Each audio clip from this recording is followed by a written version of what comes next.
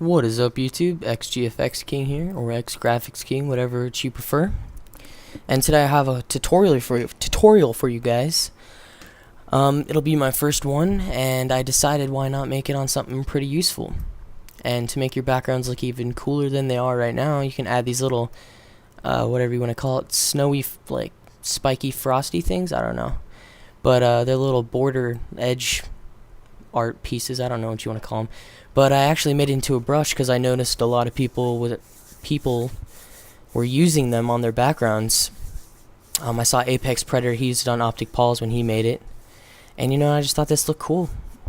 So I thought, why not make a tutorial on a brush? And that's exactly what I'm gonna do. So we're gonna go over to File, New. I'm gonna stick with the regular 1280 by 720 and click OK. Now we're going to go over to our pen tool. You can either hit P on your keyboard or just go to it on the left. It's right above your text tool.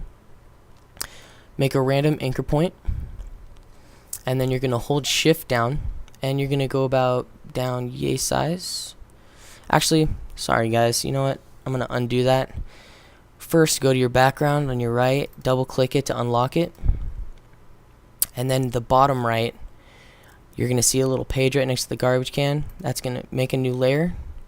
And now we'll start on that. So go back to your pen tool. Make an anchor point. Hold shift and go down yay size. And then click.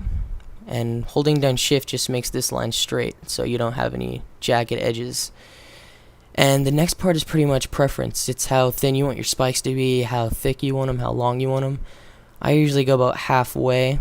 Right about there, and then about another halfway, and then to the edge right there. And then I'm going to go ahead and close this up, and that's looking pretty good to me. So what I'm going to do is I'm going to right click and go to make selection, your feather at 0, anti-aliased, and new selection should be checkmarked. Now go over to your paint bucket tool. If it's under the gradient tool, just right click on it and you should see it right there in those two selections. Fill it up, make sure your foreground color is black, mine is. Go ahead and fill yours up and hit Control D. Control D just deselects our little image that we got going. Next you're going to hit Control J. What that did is that duplicated our layer. So now we have two of them. And make sure your second layer is highlighted. You're going to go over to Edit, Transform, Flip Horizontal. So you should have this like mirror looking effect now. Now we want to get this one right here to be flipped, so it has like a 90-degree turn. You're going to do that by hitting Control T, your transform tool, and we're just gonna flip this around, and I kinda like to make it, this is also preference, just what you want it to look like. And once you got it looking good, just hit enter. The little check mark symbol up here would work as well, and that's looking pretty good to me. So what we're gonna do to finalize this, we're gonna go over to the right, and you're gonna merge these layers down by holding shift and clicking on your first layer, right click and go to merge layers. So now you have one. And to make this into a brush, we're going to go over to edit, define brush preset, and you can name it whatever you want. Let's go with frozen border or frozen corners. Hit enter.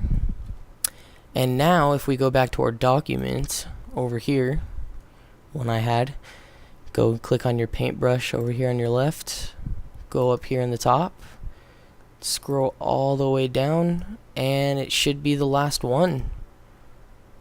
And and there you go. You can change it to whatever color you like. I'll go with the red really quick just to show you. There you go. You can click on a bunch of them. That's it. And to change the looks of them, oops, sorry guys, let me create a new layer so I can show you this.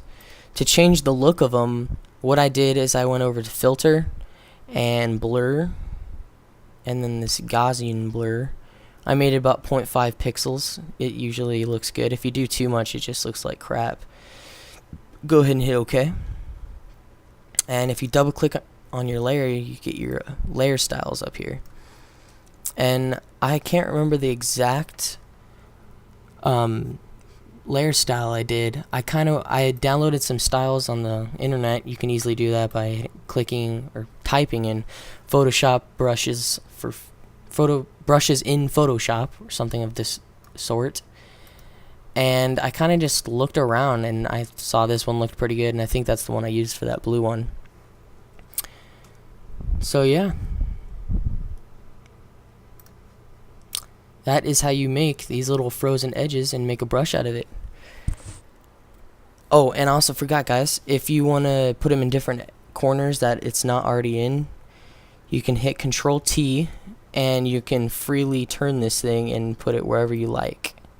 So if you were to put it right there, size it down accordingly, you could put them wherever you like. Anywho, thank you guys for watching. Hope this helped, and if you do use this, go ahead and PM me a picture of your final product or something. I want to see what you guys do. Thanks guys. Have a great day. See ya.